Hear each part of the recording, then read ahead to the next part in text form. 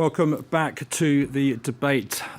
Coalition defence ministers meeting in Paris today. The time to take stock on the now 9-day-old offensive on the Iraqi city of Mosul. We're doing so with Dominique Trinquant, Jacques Millard, Michael President and Morgan Kaplan, the latter two joining us on the line from the United States.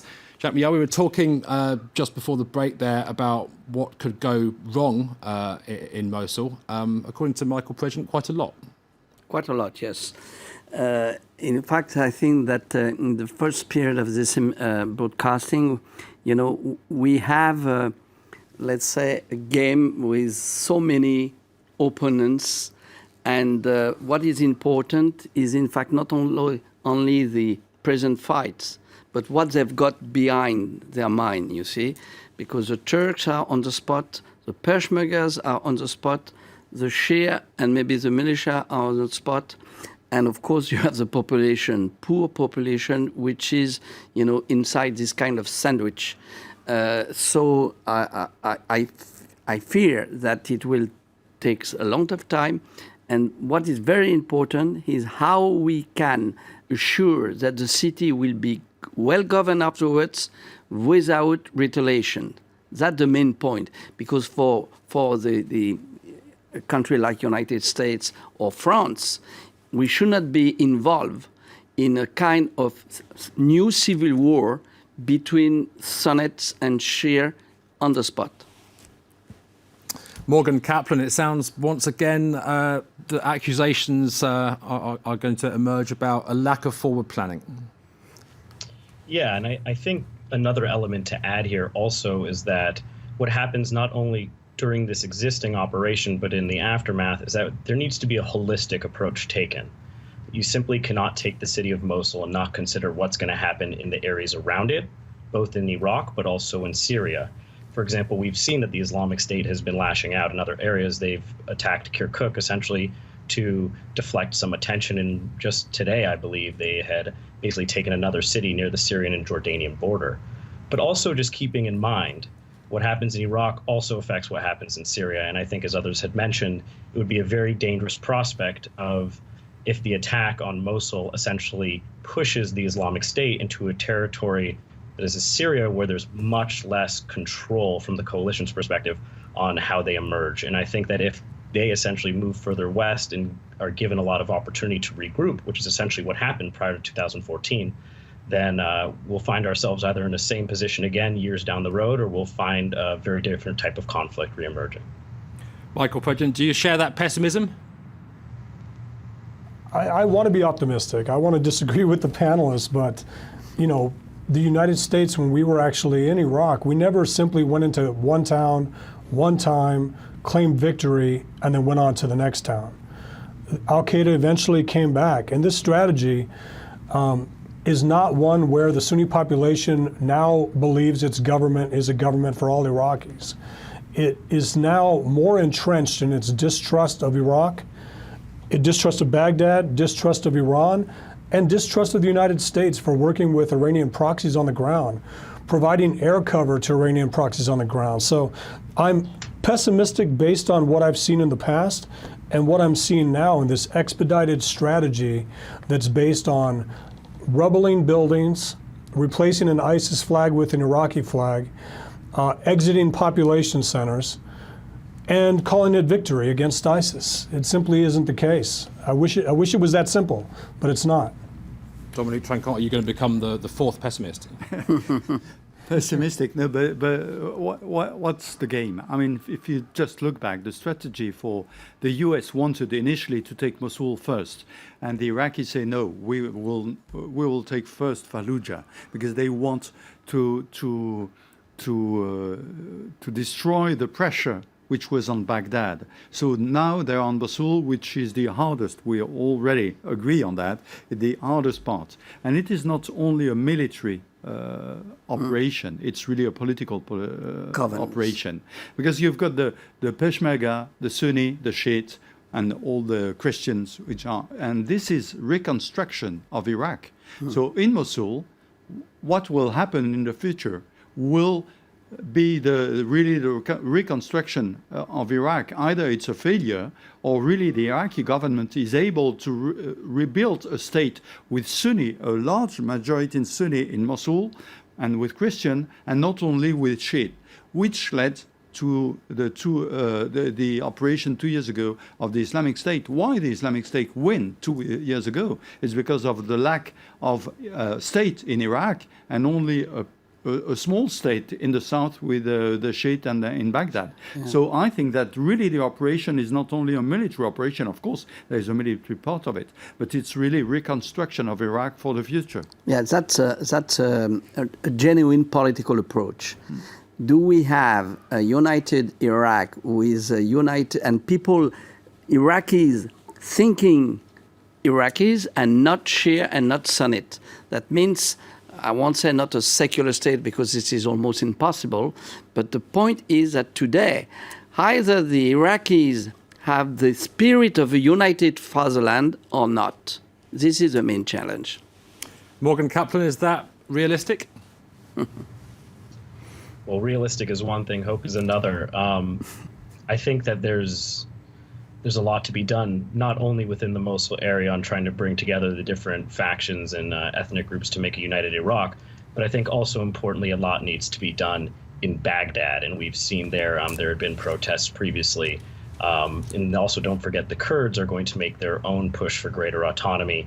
So, the question is to what extent how this will all turn into either unity or potentially even disunity if different actors gain more power from the current military struggle. I think it's still up in the air. Michael, President, I'll bring you back in now, talking about the Kurds. How do you see them playing this one? They're pretty necessary to the Americans right now. Yeah, the Peshmerga is very happy to do exactly what the United States says, based on their willingness to gain leverage with the United States. So if the United States says stay out of Mosul, they'll stay out. They're participating because of the United States and less so because of Baghdad. The Iraqi army, of course, is under government control, but what the most interesting thing here is what the Shia militias are doing. You have Shia militia leaders saying that they're not asking Prime Minister Abadi for permission to go to Mosul. They're going to Mosul. And they are the loudest critics of Turkish involvement in this operation. Not because Turkey has played an effective role, because they've been training Sunni tribes and Kurds now for almost 18 months, but because they don't want Turkey to get any credit for defeating ISIS in Iraq, because the Shia political parties stand to gain big time in the 2018 elections. Sheikh Mia, I saw you disagreeing quite vehemently with this idea that the Peshmerga, I think the Peshmerga have their own agenda, which is not bound or linked to America's position. They want very likely more than autonomy. And this really creates, a new challenge for Turkey, for Iran, and for Syria. And this is why, of course, the president of the Kurds in Erbil says there are 22 Arabic states. There can be 4 Kurd states. But, I'm not so sure that will be welcomed by the neighborhood, if I may say, and certainly not by Baghdad as well. So I think this is why it is very difficult, because, each party wants to get rid of ISIS. I agree. But on the other hand, they have their own policy, their own political purposes, aims. And that's why afterwards it will be rather difficult to manage to have peace. Okay, we're talking about Mosul again today because of this meeting of defence ministers here in Paris. We should be able to take a listen now to Ash Carter speaking on behalf of the Americans about what comes next. We've already begun laying the groundwork with our partners to commence the isolation of Raqqa. As we meet here, we're helping to generate the local forces that will do so.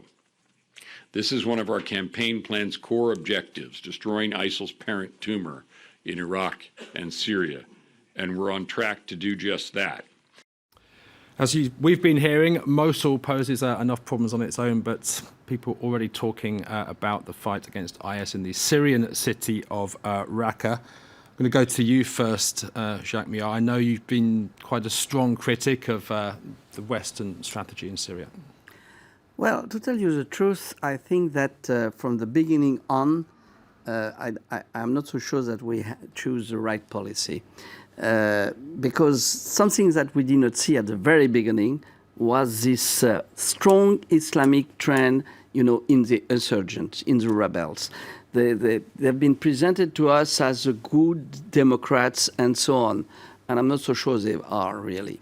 But today, this is true that we have ISIS in Syria, especially in Raqqa, which is another, and it's also very difficult to get rid of ISIS in Raqqa because you have, civilians, you have ISIS, and they are mixed, and it's very difficult. We all know that the prison, for instance, is underneath a kind of hospital or things like that. So that means that if you want to, get rid of some ISIS chief, you may also bomb a civilian. So that will be very difficult. I do believe that if we have to choose, because we have an enemy, which is ISIS, which strikes everywhere in the world, even in France and in Europe. I think that the best way is to say, okay, we have one which is not a cent, which is a Damas government, and it is much better to work again ISIS with them, and then we shall see afterwards what's happened. Because I'm not a defendant of this regime, which is certainly has been acted, in many ways, which is unacceptable for every Democrat in the world. But still, I think there are priorities, if you see what I mean. Yes, Yeah. Dominique. I think the problem is the definition of who is the enemy. In Iraq, it's very clear. It's ISIS. In Syria, it's a problem because for the Western, the coalition, you've got people who are Muslim and who are fighting against the Syrian government and identified as allied by the coalition. But for the Russian, they are enemies because they are close to ISIS. And so the problem is the definition. Initially, Jordan has the very difficult role to define who is jihadist, who is not jihadist. They never did the job. So currently, the jihadists are sometimes allied with ISIS, sometimes a bit on the side, but for the Russian and for the Syrian government, clearly they are all enemy. As for the coalition, there is a discussion. And I agree, a lot of these militia movements say we are good Muslims, but we are not jihadists, which is wrong. They are, in fact, jihadists. And what's big part of Syrian population is fearing is that the fact that they are hiding behind the coalition, but in fact they are jihadists. Morgan Kaplan, would you agree with that, that since the start, those fighting President Assad have been Islamists with whom the West should not be doing business? I mean, I think the situation on the ground is incredibly complex. And because of that, I think the biggest issue has been how do we define the political goals in Syria? I think if you ask different people, even within the same governments, they will give you different answers. Is it just the Islamic State? Is it the Assad regime? Is it combating the Russians and pushing back to some extent? Is it all Islamists? And I think you're going to get very different answers. So I think depending on which answer you're going to get is going to determine either how successful the coalition has sort of been in this conflict, but also what the appropriate strategy moving forward is. What is the appropriate strategy moving forward, given that in Syria Russia has intervened? There was a slight truce a week or so ago. It didn't last very long. The regime has the wind in its sails. Yeah, I mean, like if I knew the winning strategy, that would be quite something. People have been poking at this for quite some time, but I think that essentially what has been going on is, even though we've seen some backsliding in this, understanding that the Russians do have a very large stake in Syria and have historically had that. So engaging to an extent with the Russians and trying to see how there could be some coordination, even within the context of competition, and also just being clear about what we want a post-conflict Syria to look like. Michael Pregent, in Syria, the Russians have forced themselves to the table. Definitely. Post-Iran deal, we saw Russia enter Syria at the request of Tehran and Assad, and Qasem Soleimani go to Moscow a couple times. We've seen Russia introduce the S-400s and S-300s into the battlefield, effectively establishing I wouldn't call it a safe zone, but a free fire zone where Russia actually dictates what happens on the ground. The Syria strategy should start with a U.S.-led safe zone or a no-fly zone in northern Syria, and you could also do some of this in southern Syria. The one thing that hasn't happened in the last 2.5 years is we have not built a Sunni force to reject ISIS in Syria, and we have not built a Sunni force to reject ISIS in Iraq. And everyone knows that studies Sunni jihadist organizations that the only way to defeat them is to have the Sunnis reject them by being empowered by their governments, being recognized by their governments, and being brought into the political fold through reconciliation, through outreach, through allowing them into military. And this isn't happening. Syria is so, I don't like to use the word complex. I mean, one day Turkey can bomb ISIS, so Turkey's good. The next day Turkey can bomb a US rebel stronghold, Turkey's bad. Russia hits ISIS one day, Russia good. The next day it bombs US-backed rebels in Aleppo, indiscriminate targeting of civilians. So it depends on the day of the battle to see what direction you're going in. The one thing we'll learn from the Mosul offensive is that you cannot retake a Sunni town with a non-Sunni force and have lasting rejection of ISIS. We're doing the same thing with Raqqa.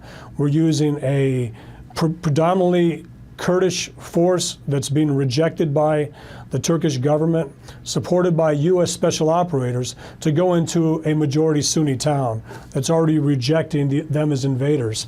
And this is the problem that is both in Iraq and Syria. Dominique Trinquant, more pessimism this time on Raqqa. Yes, certainly. I mean, Syria is a complex situation. We're talking about Turkey. Turkey, for the last 2 years, have a very dangerous position. For 2 years, with a very long border between Syria and Iraq, all the jihadists were going north and south. All the traffic was going through Turkey, so the money was going back to the jihadists. So it was really indirectly a support to the jihadists. Now currently, you've got the main enemy for Turkey are the Kurds. They are not the Islamic States. And and we're talking about the Sunni, but the Sunni were supported mainly by Turkey and Saudi Arabia. And Saudi Arabia and Turkey are part of the coalition now. So it's a bit difficult now to say, well, we were not successful in helping the Sunni to join the opposition to the Islamic State, because they were supported by big states and not really fighting the Islamic States. This is a war which started as a civil war, but it is also a war by proxies. And you know, Saudi Arabia, Qatar, Turkey wanted to get rid of Bashar. Okay. And they interfered. They helped so-called their, let's say, allies on the ground. But those allies on the grounds, as it's been mentioned, have been real Islamic. Because when some have tried to sort out who are the good, who are the red and very bad, it's very difficult to make, you know, a clear frontier, because it changed one day or the other. So I think that, of course, what is happening in Aleppo is not acceptable, except to one point, is that this is a discussion we have very often in France. How many Islamics are in Aleppo? Some say they are just a narrow 1,000. And what are the others who are fighting? They are good? No. I do believe that they are also Islamics. But, you know, they try to give it, you know, a chance to say we are, let's say, Democrats, but I don't believe a word of that. And this is why why the Russians stepped really in. When they realized that they had in Syria the Chechen, you see, those they've been fighting, you know, in other parts of former USSR. So they preferred to fight them there and to ground them there than to have them back home. And I think that's something which is, in my view, I cannot reproach really that to the Russian. The point is also that, of course, now they do the way they have always done. So they destroy, you see? They don't want them to come back, so they just destroy part of the city. Morgan Kaplan, as Jacques Millard was saying there, as has perhaps been the case sometimes in the past, the West has found itself in the fight against Bashar al-Assad, with some people that it probably doesn't want by its side. Yeah, I mean, I think the important thing to keep in mind and to add to this conversation is that it needs to be recognized that in comparison to Iraq, the United States and its allies have much less political military capability and leverage in the conflict. And I think, I mean, the humanitarian situation in Aleppo and other parts of Syria is clearly atrocious and is something that there must be a way to find a way to relieve pressure from this and to provide some aid. However, I think that a safe zone in Syria is incredibly dangerous. I think that it can create all kinds of political issues that can come up, but also from a military standpoint, it's a very slippery slope. Once you enter the country with ground forces, there's a question of who's actually going to control that territory. Going back to the conversation we had about governing Mosul, I mean, if tens of thousands of civilians enter a safe zone, how are you going to govern them? How are you going to protect them? Are you going to invite attacks on that area? And I think that that's a very messy situation, one that should not be taken lightly. Morgan Kaplan, thanks very much for joining us. And thanks to our other guests, Michael Prejean, also in the United States, and Jacques Millard and Dominique Trinquant here in Paris. That's it for the France 24 debate.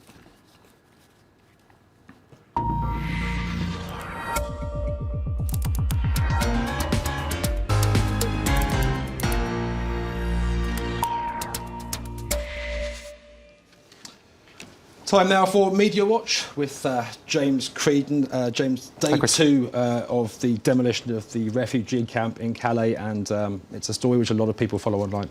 That's right, it's still getting a lot of coverage on social media and on the main French news websites. This is a quote from the prefect of Calais, saying it is really over. Now, she's been calling for the dismantlement of this camp for a long time. It's become a very politicised question. You've had candidates for the presidential election, Alain Juppé, Nicolas Sarkozy, going on site. So a lot of pressure really on the government to proceed with the dismantlement of that camp. So I suppose she is happy to see that taking place. The Guardian here as well, with an image that has been shared around the media today of the dismantlement crews coming in. This is a reporter for the New York Times, Aurélien Bridon, also sharing those images of, and also dozens of journalists witnessing this as well. It's become such a hugely shared story, and I think over 500 journalists accredited for covering what's happening in Calais. This is what a refugee camp demolition squad looks like, between 20 and 30 men in orange jumpsuits ripping down tents. So I think you can detect from that tweet an element of I suppose, criticism in a way. It does seem quite brutal as a tactic, but some would argue it is indeed necessary. And there were some migrants who started fires in protest. This also happened back in February when the southern half of the camp was being cleared. And that's a final image as the sun was setting on Calais this evening. And with some numbers, 912 migrants were bussed out, much less than yesterday. So it's proceeding. But I suppose the bulk of the work was done yesterday, I think. Meanwhile, there's a presidential election coming up and another bad poll for François Hollande. That's right. This was a poll conducted for Le Monde, which suggested that he is at 4% of approval ratings, which is pretty abysmal. Now, in the context of all of that, of course, questions being raised about what will happen on the political left. Will there be primaries? Will Manuel Valls, the Prime Minister, go forward? Now, up until even today or yesterday, that seemed like a likely option. This headline in L'Express says he is the best placed candidate I suppose, for the political left, should Hollande not go for it. This is the the cartoon by Plantu today showing him, depicting him as the Plan B, and a bit of wordplay there in French because Plan B on the right sounds a bit like Plan B, but it definitely doesn't mean Plan B. It means sunk, basically. Now, there's a lot of speculation too that Manuel Valls, in fact, won't present himself for any primaries on the political left. He fears that if he were to run, in fact, he wouldn't win anyway, that the polls say that even if Manuel Valls were the candidate for the left, he wouldn't get past the first round. And also he would fear a potential opponent in Ségolène Royal, who ran for the presidency in 2007. In any case, it did lead to a lot of jokes on social media saying François Hollande has something in common with low-fat yogurts, something about 4%. And another person on the political right saying, well, there's a margin of error with these polls of 3%. Even Libération, which would normally be somewhat clement, saying, could he actually hit 0? So I suppose it is very negative for François Hollande. Now, the only media that I saw sort of trying to put a positive spin on it is Marianne saying, in fact, this poll asked the questions in a particular way. If I can scroll down. So, are you happy? 4% said yes. 70% said no, but there was another question asked, are you neither happy nor unhappy? And over 26% said they were neither happy nor unhappy. So that obviously influences the outcome of the poll, but certainly not great news for François Hollande. James, thanks very much. Thanks to our guests from tonight's debate. Do stay with us here on France 24. Live from Paris continues after the break.